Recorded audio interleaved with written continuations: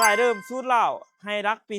2015จาก2.5เกี่ยวกับปุ๊กโฟวินรถงามๆเดิมๆสีขาวได้ครับมาใหม่ทุกท่านช่วงนี้มีราคาโปรพิเศษของแจกของแถมช่วงฤดูฝนว้าวเดี๋ยวพาทุกท่านไปรับชมกันได้ไป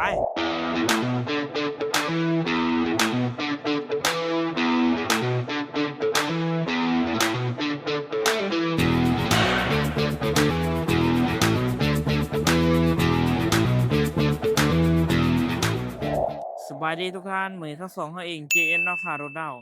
ครับเจ้าเองโจนัสจตุศรมื้อนี้มีรถเข้ามาใหม่อีก1คันเนาะเป็นสายเริ่มศูนย์เหล้าเกี่ยวกับปุ๊กเนาะเป็นรุ่น Hilux ปี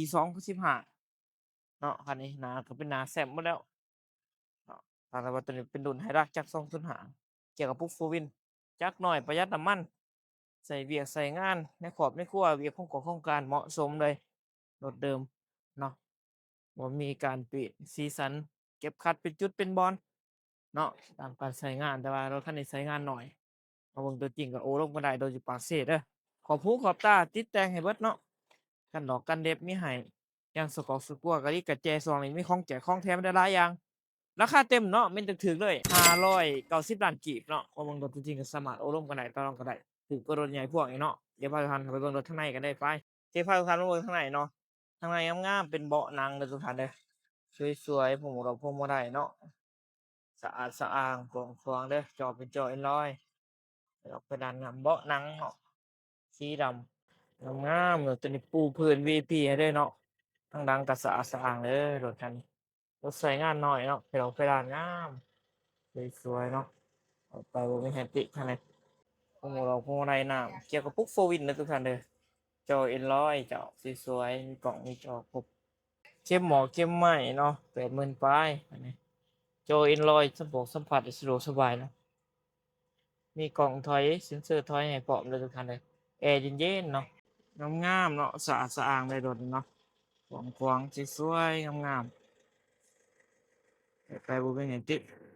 ข้างล่างกว้างๆสะอาดเด้อเนาะไหลไปมีดอาร์กเดิมๆงามๆบ่ต่ำบ่เปี้ข้างล่างก็จินตนาการมีดออกมีดอาร์กเกี่ยวฟังเสียงจักรเนาะจักรก็ถือว่าปกติตามการใช้งานเนาะบ่หัวบ่ซึมคันออกคันหน้าตัว R มีครบเนาะเบรกทั้ง2ทั้ง4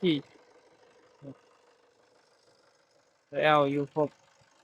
หม้อฟืนหม้อไฟตัวใหม่เด้อ ก็ฝากไปถึงรถทุกท่านเด้อกับ Vigo เนาะตัวสูง4ประตูเกี่ยวกับพวก 4 Wheel สายเดิมศูนย์ดาวงามๆคันนี้เป็นรุ่น Hilux เด้อทุกท่านเด้อจาก2.5ปี2015เนาะไผมาก่อนได้ก่อนมีคันเดียวเท่านั้นเนาะราคาแม่นถูกอยู่590ล้านกีบมาเบิ่งรถตัวจริงก็สามารถโอ้ลมกันได้ต่อรองกันได้โดยเฉพาะเซเด้อสดผ่อนเทิร์นได้เป็นเดือนเป็นปีสบายเนาะฝากไปถึงรถทุกท่านเด้อ9733โต679ฝากติดตามทุกทาง JN ดาวคาร์โดดาวข่าวตัวเองโจนัสเจริญสอนขอขอบใจทุกท่านเด้อ